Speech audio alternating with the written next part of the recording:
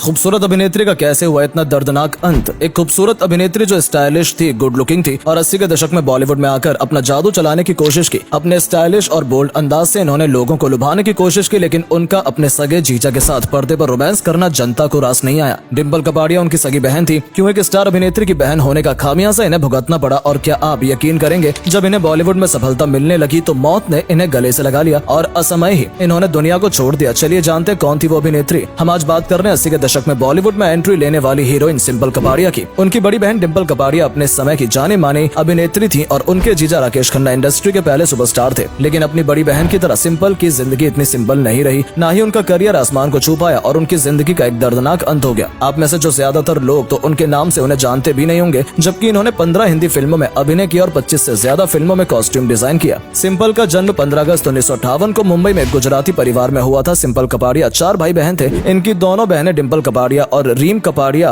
और भाई सुहेल कपाड़िया थे। इनके पिता बड़े बिजनेसमैन थे जो कि बेहद अमीर शख्स थे। वो अपने बंगले समुद्र महल में अक्सर फिल्मी सितारों को पार्टी दिया करते थे। ऐसे में एक पार्टी में राज कपूर ने सिंपल की बड़ी बहन 13 साल की डिम्पल को देखा था और अपनी फिल्म बॉबी में कास्ट कर लिया था। वहीं दूसरी बहन रीम कपाड़िया भी कॉस्ट्यूम डिजाइनर और एक्ट्रेस रही थी, लेकिन जब वो सिर्फ 24 साल की थी तब ड्रग्स के ओवरडोज की वजह से रहस्यमय हालातों में उनकी मौत हो गई थी और उनके भाई सोहेल भी अब इस दुनिया में मौजूद नहीं है। सिंपल कपाड़िया 18 साल की थी तब उन्होंने इंडस्ट्री में कदम रखा, जिस फिल्म का नाम था अनुरोध। इस फिल्म में उनके अपोजिट हीरो थे उस वक्त के जाने माने अभिनेता राजेश खन्ना। राजेश खन्ना के साथ सिंपल की जोड़ी को दर्शकों ने इस फिल्म में सिरे से नकार दिया और वजह थी सिंपल अपने जगह जीजा के साथ पर्दे पर रोमांस कर रही थी और लोगों ने उनके पर्सनल रिलेशन को प्रोफेशनल रिलेशन में जोड़कर देखा और इन्हें साथ में पसंद नहीं किया। पहली फिल्म से सिंपल की छवि कुछ खराब हो गई थी और इसका खामियाजा उन्हें आगे जाकर भुगतना पड़ा। दरअसल राजेश खन्ना के दोस्त जाने माने फिल्म मेकर शक्ति समांता ने डिम्पल कपाड़िया को एक पार्टी में देखा और उन्हें सिंपल पसंद आ गई। राजेश खन्ना ने उन्हें अपनी साली से मिलवाया और तारीफ भी की। सिंपल खूबसूरत और स्टाइलिश थी और उनका स्माइल भी काफी अट्रैक्टिव था, इसीलिए शक्ति ने इन्हें अपनी अगली फिल्म ऑफर कर दी और इन्हीं के जीजा राजेश खन्ना के अपोजिट फिल्म में कास्ट कर लिया। ये फिल्म तो चली गई, लेकिन सिंपल का डेब्यू निराशाजनक रहा और इन्हें इस फिल्म से फायदा कम नुकसान ज्यादा हुआ। इनके पीछे कई वजह बताई गई। एक तो ये कि राजेश और सिंपल के बीच एक असहज माहौल था, क्योंकि दोनों का जीजा साली का रिश्ता शूटिंग के दौरान बीच में आता रहा, जिसकी वजह से दोनों के बीच ज्यादा रोमांस नहीं फिल्माया जा सका और उनकी ऑन स्क्रीन केमिस्ट्री अच्छी नहीं रही। वहीं दर्शकों ने भी जीजा साली की इस ऑन स्क्रीन जोड़ी को एक्सेप्ट नहीं किया। दूसरी वजह ये रही कि दर्शकों ने उनके अंदर बॉबी को खोजने की कोशिश की और डिम्पल कपाड़िया से उनकी तुलना करते रहे, जिसका इन्हें काफी नुकसान उठाना पड़ा, क्योंकि फिल्म में उनके पास बॉबी जैसा करने के लिए कुछ भी खास नहीं था। इसीलिए दर्शकों के दिल में सिंपल नहीं उतर सकी। अगले साल उनकी दूसरी फिल्म आई चक्रव्यूह, जिसमें इनका छोटा सा किरदार था और इस फिल्म में भी राजेश खन्ना ही मुख्य भूमिका में थे। इसके बाद 1979 में सिंपल की अगली फिल्म एहसास आई, जिसमें ज्यादातर नए कलाकार थे, जिसमें simple Kapadia second lead actress के तौर पर ही दिखाई दी। 1980 में सिंपल की 2 फिल्में मनपसंद और लूट मार रिलीज हुई, लेकिन इसमें भी उनका कोई खास किरदार नहीं रहा। 1981 में सिंपल शाका नाम की फिल्म में नजर आई, जिसमें ये लीड रोल में थी और उनके अपोजिट थे जितेंद्र। इस फिल्म में सिंपल में खूब एक्शन सीन दिए और स्टंट भी किया, लेकिन लीड एक्ट्रेस होने के बावजूद उन्हें इस फिल्म से कोई खास फायदा नहीं हुआ। इसके बाद 1981 में इनकी 2 फिल्में परख और जमाने को दिखाना है रिलीज हुई, लेकिन इन फिल्मों में भी सिंपल का रोल साधारण ही था। इसके अलावा दूल्हा बिकता है, तुम्हारे बिना और जीवन धारा में भी सिंपल दिखाई दी, लेकिन खास कमाल नहीं कर पाई। इसके बाद 1984 में उनकी फिल्म आई हम रहे ना हम। 1985 में एक आर्ट फिल्म रेहगुजार में शेखर सुमन के साथ नजर आए। इसके अलावा प्यार के 2 पल 1986 में रिलीज हुई, जो कि उनकी आखिरी फिल्म साबित हुई। अपने 10 साल के करियर में सिंपल कपाड़िया अपनी बहन डिम्पल की तरह दौलत और शोहरत नहीं कमा पाई थी और अब वो बॉलीवुड में छोटे छोटे रोल करने लगी थी। जाहिर है उनकी तुलना डिम्पल से भी की जा रही थी, जिसका खामियाजा उन्हें भुगतना पड़ा और किस्मत ने भी उनका साथ नहीं दिया और उन्हें बॉलीवुड को अलविदा कहना पड़ा। अब उन्होंने एक्टिंग छोड़कर डिजाइनिंग की ओर कदम बढ़ाए। सिंपल ने कुछ समय तक इस प्रोफेशन को समझा और फिर कॉस्ट्यूम डिजाइनर बन गई। उन्हें नए प्रोफेशन में भी डिम्पल कपाड़िया का साथ मिला और 1987 में उन्हें सबसे पहले डिम्पल की फिल्म इंसाफ के लिए कॉस्ट्यूम डिजाइन करने का मौका दिया गया। उस समय डिम्पल के बॉयफ्रेंड रहे सनी देओल ने भी सिंपल की मदद की और उसके बाद दर्जनों फिल्मों में सिंपल को काम करने का मौका मिला। बरसात, चाची 420, अजूबा इंडियन, प्यार जिंदगी है जैसी कई फिल्मों के लिए उन्होंने कॉस्ट्यूम डिजाइन किए हैं। इतने नहीं, फिल्म रुदाली के कॉस्ट्यूम डिजाइन के लिए उन्हें नेशनल अवार्ड से भी सम्मानित किया गया। इसके बाद सिंपल के पास काफी काम आने लगा। उन्हें रोक सको तो रोक लो, शहीद भगत सिंह जैसी फिल्मों के लिए भी कॉस्ट्यूम डिजाइन करने का मौका मिला और एक कॉस्ट्यूम डिजाइनर के तौर पर उन्होंने अपने आप को स्थापित कर लिया। फिल्मों के अलावा उन्होंने डिम्पल कपाड़िया, अमृता सिंह, तब्बू, सनी देओल, प्रियंका चोपड़ा और श्रीदेवी जैसे बड़े कलाकारों के लिए कॉस्ट्यूम डिजाइन किए। एक डिजाइनर के तौर पर उनका करियर चमक गया और वो सफलता के शिखर पर जा पहुंची। कॉस्ट्यूम डिजाइनिंग के क्षेत्र में सिंपल कपाड़िया एक बड़ा नाम बन चुकी थी, लेकिन अफसोस इस कामयाबी को भी सिंपल ज्यादा दिन तक एंजॉय नहीं कर पाई। अगर उनकी निजी जिंदगी की बात करें तो कई कलाकारों के साथ उनके अफेयर की खबरें सामने आती रहती थी। इस मामले में एक्टर शेखर सुमन, फिल्म निर्माता टूटू शर्मा और बी टाउन विलन रंजीत का नाम सबसे फेमस रहा। रंजीत और सिंपल सिंपल के बीच अफेयर के किस्से उस समय के अखबारों में भी प्रमुखता से छापे जाते थे। एक बार तो ये खबर भी सामने आई कि राजेश खन्ना रंजीत को बिल्कुल पसंद नहीं करते हैं और उनका और सिंपल का रिश्ता राजेश को मंजूर नहीं है। इसी वजह से राजेश और रंजीत के बीच में फिल्म छैला बाबू के सेट पर जबरदस्त झड़प हो गई थी। वहीं कई रिपोर्ट दावा करती हैं कि 1980 में सिंपल ने मनोज गायत्री नाम के एक शख्स से शादी कर ली थी, जो कि फिल्म रोटी कपड़ा और मकान में मनोज कुमार के असिस्टेंट रहे थे। हालांकि इस शादी की कभी भी पुष्टि नहीं हो सकी। वहीं सिंपल 25 जून 1992 को एक सिख सरदार राजेश